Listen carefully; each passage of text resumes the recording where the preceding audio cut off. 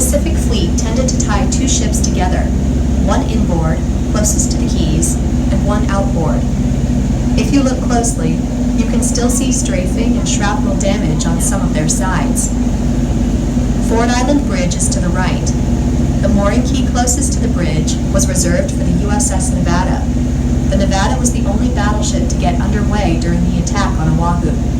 She pulled out just before 9 o'clock, after the first wave of planes had left, and valiantly headed towards the sea.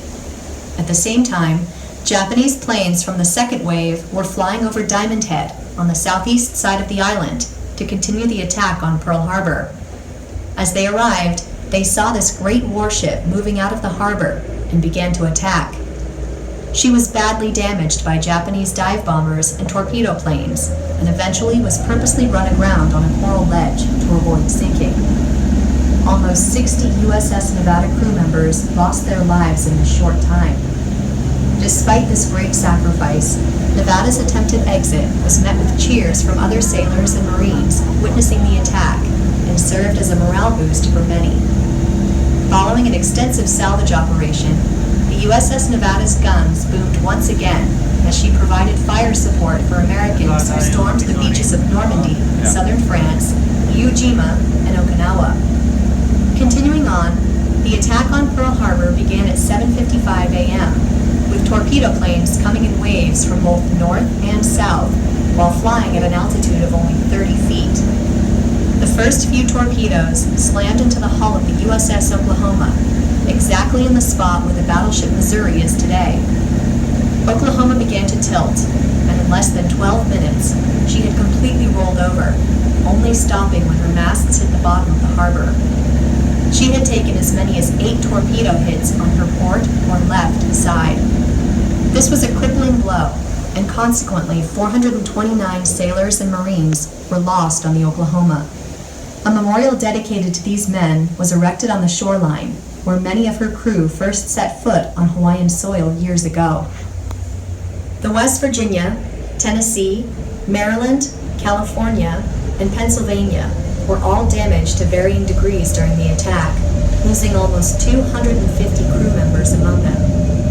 Despite sustaining serious damage and settling to the harbor floor following the attack, the West Virginia and California were salvaged and put back into service as well. Both of them would play a vital role in the coming conflict in the Pacific.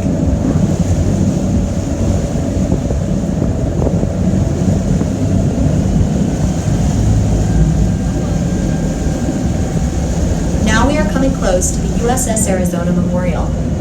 On December 7, 1941, the USS Arizona was moored here next to the USS Vestal, a smaller repair ship. At 7:55 a.m., the ship's air raid alarm went off, and the ship soon went to general quarters, the call for all hands to go to their battle stations immediately. For the next 10 minutes, the men of the Arizona endured strafing from incoming Japanese planes and bombs from Nakajima B-5N Kate torpedo bombers, which carried armor-piercing shells modified into 800-kilogram or 1,750-pound bombs. At 8:06 a.m., a fatal blow struck the Arizona. The Japanese bomb cut through the deck in the vicinity of gun turret number 2, which would have been about 200 feet to the left of the memorial.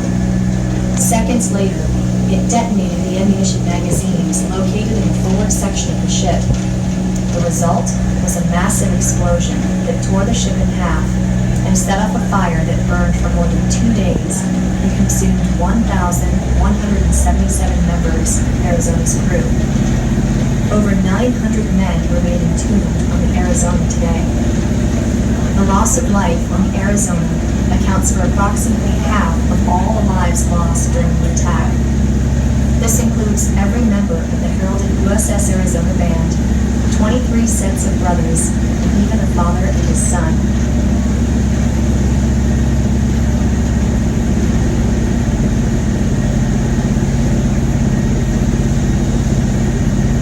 The mighty Arizona was just over 600 feet long in her day, about the length of 2 American football fields. In fact, the white buoy you see to the right of the memorial is tied to the stern of the ship, and the one to the left is tied to its bow. Although she would never be returned to service, 2 of Arizona's gun turrets were salvaged for later use as coastal defenses. The round, rusty object you see sticking out of the water to the right of the memorial is the former platform for gun turret number 3. On December 6, 1941, just 1 day before the attack, the USS Arizona had taken on almost 1.4 million gallons of fuel oil in preparation for an upcoming trip to the mainland. Much of that oil caught fire and burned following the attack.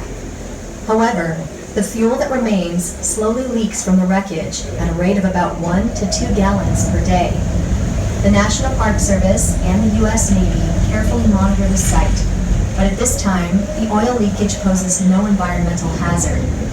The Arizona Survivors Association has referred to these surfacing drops of oil as the black tears of the Arizona.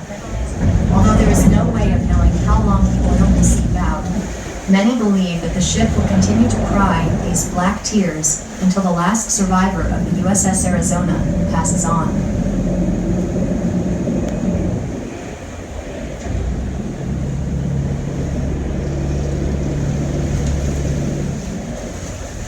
The USS Arizona Memorial is 184 feet long and is suspended directly over, but not touching, the wreckage of the USS Arizona.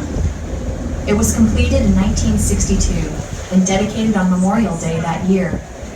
The designer and architect was Alfred Price, who created 3 main parts: the entry room, assembly room, and shrine room. You'll notice that the memorial has 2 peaks on each end and sags in the center. Mr. Price stated that his design represented American pride before the attack, the sudden depression that followed it, and America's eventual rise to victory at the end of the war. At the very back of the memorial, nearest to Ford Island, is the shrine room.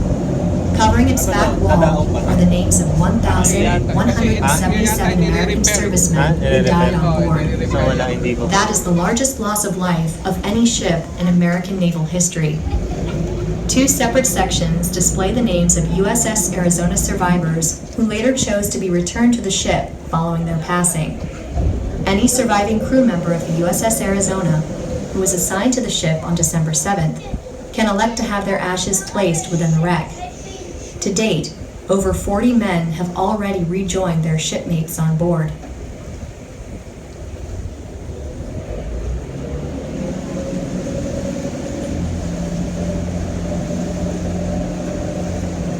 It's important to remember that this wasn't just an attack on Pearl Harbor.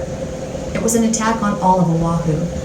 15 minutes before the assault here, Japanese aircraft struck all the military airfields around the island and neutralized American air power.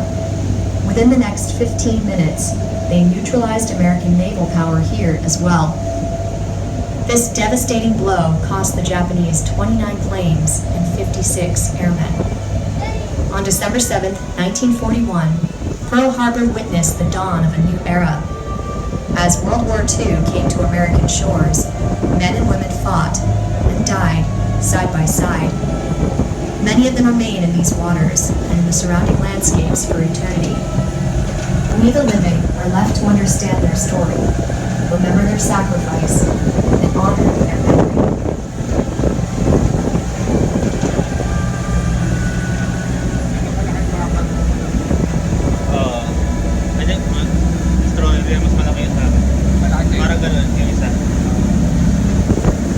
As we return to the visitor center, we ask that you remain seated as the U.S. Navy brings the boat to the dock. If you have any questions, please find a park ranger or volunteer here at the visitor center, and they'll be happy to answer your questions. On behalf of the National Park Service and the U.S. Navy, thank you for visiting Pearl Harbor. We hope you enjoy the remainder of your visit and wish you farewell.